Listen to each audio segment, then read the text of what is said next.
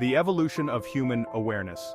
Another fascinating aspect is that these 7 elements can be mapped onto a curve that mirrors the evolution of human work over the past few million years, hypothetically starting with the Neanderthals, though I have my doubts about that beginning. Tools. Tools have been a fundamental part of human work since ancient times. We've evolved from using simple pointed sticks and stone tools to sophisticated automated machinery and self-driving cars. Processes. During the Industrial Revolution, large factories often employed unskilled workers who transitioned from agricultural work and lacked relevant education or training. Frederick Winslow Taylor, yes, the same Taylor known for his contributions to management theory, in his book on scientific management, proposed methods to address the chaos and improve safety in these factories, which were notorious for their poor working conditions. Out of a sense of compassion, he recommended implementing straightforward step-by-step processes that could be easily learned and followed by these ordinary workers. Organization. To support emerging processes, Taylor proposed a merit-based hierarchy as a practical solution. In his system, the leader, typically trained in mathematics and literacy, would handle planning and control, pure red, intellectual. These plans would be executed by middle and line managers, pure green, who acted as intermediaries between the planners and the workers. Workers, pure blue, would simply follow instructions. This method proved significantly more effective than the chaotic alternatives and quickly gained widespread adoption, becoming a cornerstone of modern management practices and early business education, such as MBA programs. It aligned with the prevailing mechanical worldview and delivered tangible economic results, profit being a key indicator, leading to widespread enthusiasm. However, the approach often overlooked the perspectives of the workers themselves, creating an illusion of control for leaders who reveled in their ability to command and direct others. This system became the standard for modern management, despite its shortcomings.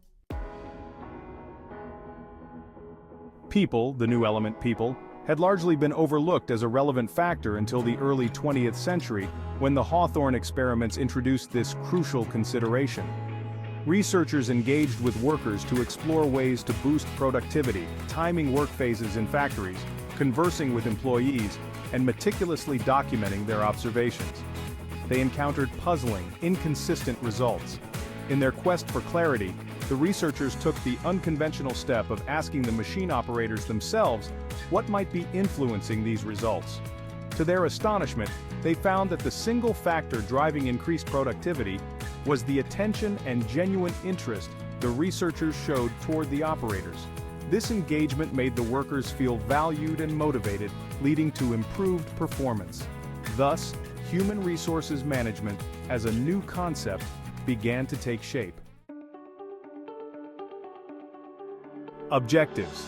In the late 1940s, managers began to express concerns about diminishing cohesion within the workplace. By the 1950s, dissatisfaction among factory workers had escalated into strikes, highlighting the need for change. This unrest prompted young Peter Drucker to write The Practice of Management, where he proposed restoring workplace cohesion through clearly defined individual objectives for employees. This led to the development of Management by Objectives, or MBO, which provided a temporary solution for the evolving workforce by allowing them to measure their daily success through the completion of specific production targets. These objectives were strictly material and quantifiable, reflecting the prevailing scientific approach to labor management and societal culture. Values. Human evolution continued its progression. In the 1960s, students around the world, from Japan to Czechoslovakia, took to the streets, advocating for new values. This shift in ideals introduced the first qualitative element into the workplace core values. By the 1970s, companies were deeply engaged in defining their collective values and policies. Mission. As social evolution advanced, the 1980s brought forth a new question.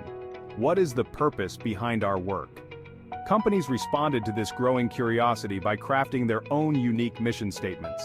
By the end of the 1980s, Western societies had grappled with these new ideals. The Eastern Bloc, however, only began to embrace these concepts after the fall of the Berlin Wall. Former communist societies face challenges in this developmental phase as discussed in Book 1. Create a high-energy work environment, where we noted the detrimental effects of restricted intellectual freedom and economic equality.